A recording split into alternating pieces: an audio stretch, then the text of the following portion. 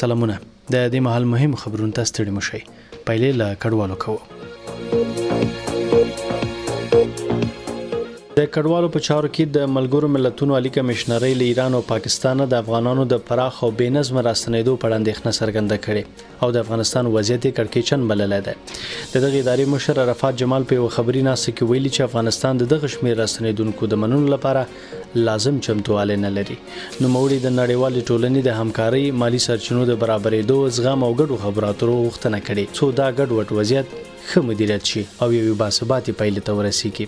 عرفات جمال ویلي هغه څه چې نن یې شاهدان یو له دواړو هیوادونو ایران او پاکستان د افغانانو پراخ بې نظم او سپکونکي ایستل دي، هغه څه چې پر یو داسې هیواد ستر فشارونه راوړي چې د هغو منلو ته لیواله دی خو په هیڅ بڼه لازم چمتوالی نه لري. د نوموړي په وینا یوازې څه کال تر اوسه څه باندې 1.6 میلیون افغانان بیرته افغانستان ته راستنه کړي شوي دي چې له دې ډلې 1.3 میلیونه یې له ایران دي، هغه شمیر چې د مرګلو ملتونو لټکلونو ډیر لوړ دی. ښاغلي جمال چې دغه بهیر چټکتیا اندېښمنونکې بللې، زیاته کړې چې په ځینو ورځو کې د اسلام کلا له بندره څخه باندې 50,000 کسانو راتګ راپور ورکړل شوی دی.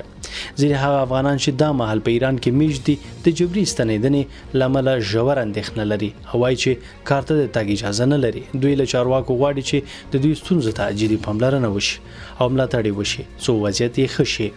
د افغانانو د پراخې ستنې د پایلو په اړه د ملګرو ملتونو اندېښنه داسې مال مطرح کیږي چې د ګاونډي هیوادونو په ځانګړي توګه له ایران د کډوالو د ایستنې بهیر زور اخیسته.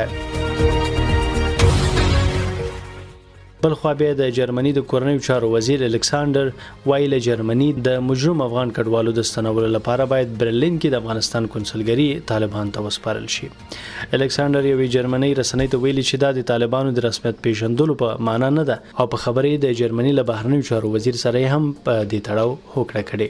هغه زیاته کړې دا چې اسلامي امارت سره کوم تړون نه لري نو نشي کولای چې یاد کډوال افغانستان ته ستانه کړي او یا هم د بند موده زیاته کړي. د جرمني کورنیو چارو وزیر ویلي یو له هغو ستونزو چې ماته معلومه ده او باید حل شي دا د چې څنګه کولای شو په مناسبه توګه کډوالو وباسو. تر هغه چې موږ کومه هوکړه ونه کړو څوک افغانستان ته نشو ستنولی او زه نشم کولای چې د ستولو په موخه د نیول شوو د بند موده زیاته کړم. دغه جرمني رسنۍ د اسلامي امارت د کډوالو رسېدونکو چارو وزارت له ویاند عبدالمطلب حقانی سره هم په دې اړه خبرې کړي او نوموړي ویلي چې له جرمني باید د افغان کډوالو د ستنولو بهیر په داوطلبانه توګه ترسره شي او په خبرې تر ستنولو وروسته یې هم باید د جرمني حکومت د ژوند جوړولو په برخه کې ملاتړ وکړي. د کډوالو رسېدونکو چارو وزارت ویاند د دغو مجرم افغان کډوالو د مجازاتو په تړاو ویلي د اسنادو ترلاسه کولو وروسته به د اسلامي شریعت په چوکاټ کې په دې اړه پریکړه وشي. جرمني تر دې وړاندې هم ځینې مجرم افغان کډوال له دغه هیواده افغانستان ته راستانه کړي دي. دا په داسې حال کې ده چې په دې وروستیو کې سلګونه زره افغان کډوال له ایران او پاکستان په جبري توګه ستانه شوي دي او دغه لړۍ لا هم دوام لري.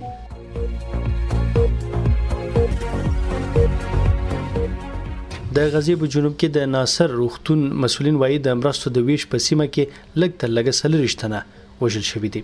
په سیمه کې فلسطیني وګړو BBC ته ویلي چې د شنبې په ورځ په داسې حال کې اسرایلي ځواکونو پرې ډزې کړي چې خلکو د خوراکي توکو د ترلاسه کولو هڅه کوله. د اسرایلو دفاعي ځواکونه پیښه رد کړې وایي چې د دوی لخوا په ډزو کې هیڅوک نه دی لګیدلی. خو جلا یو اسرایلی پوځي چارواکي ویلي د هغو خلکو د خورولو لپاره ډزې شوي چې د اسرایلي دفاعي ځواکونو ګواښ بللی و.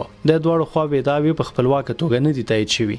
اسرائیل د BBC په ګډون نړیوالو خبري رسنیو ته اجازه نه ورکوي چې غزې ته سفر وکړي.